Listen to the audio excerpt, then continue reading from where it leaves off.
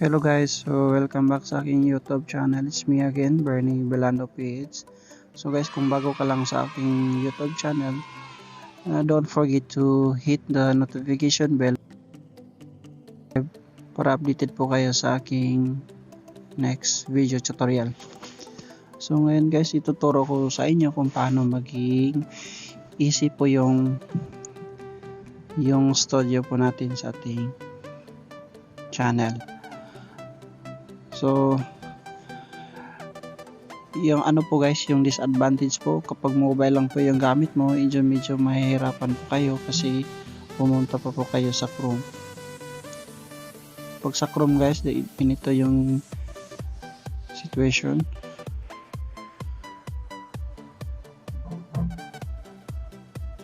Yan. So, kailangan na natin i-gawin natin desktop mode. Yan. Pero hindi natin kailangan yan guys kasi meron na po yung apps na pwede natin makita yung mga watch hours at subscribers po natin. So una guys, so punta tayo sa ating Play Store at itap lang po natin to YouTube Studio. At pagkatapos yung mag-install guys, diretso na po tayo sa ating application.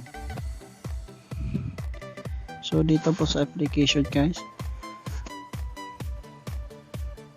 so nakikita po natin yung dashboard. Yung dashboard guys is connected na po yan sa ating YouTube channel. So ito po yung subscriber mo guys, makita natin yan. At yung analytics, watch time, views, and subscribe change. So click natin yung tatlong line po sa itaas. Punta tayo sa analytics. Dito po sa analytics guys, makikita natin yung lahat, yung overview. So sa bawat views guys is makikita natin yung mga views. So yan. Sa isa kong upload guys is meron pa akong 78 views, 27, 2, and 26.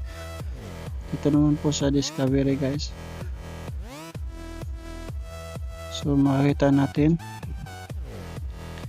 in last 28 days impression,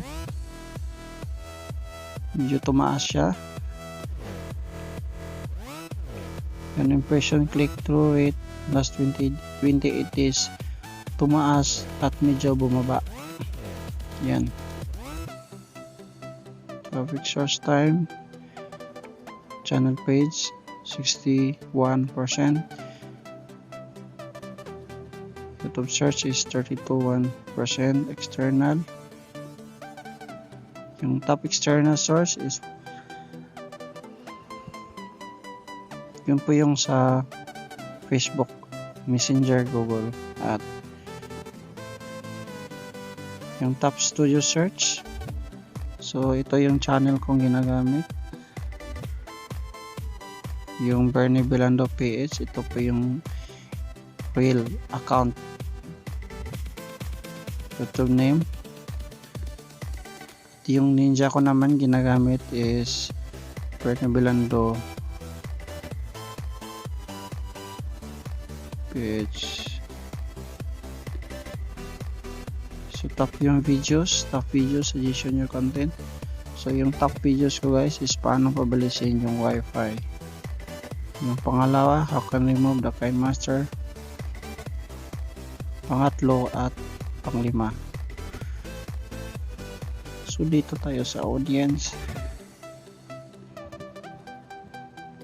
Yan.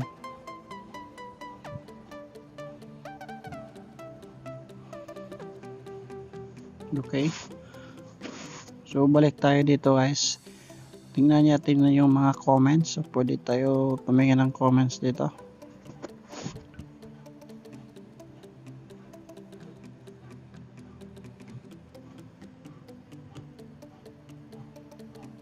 Okay. So dito sa comments guys is pwede po kayo ma-reply.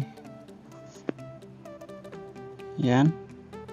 Unlike po sa Chrome is kailangan lang natin yung parang computer display. So desktop site po yun. So, pwede tayong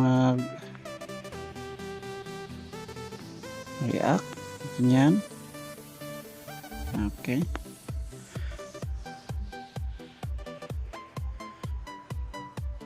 Playlist.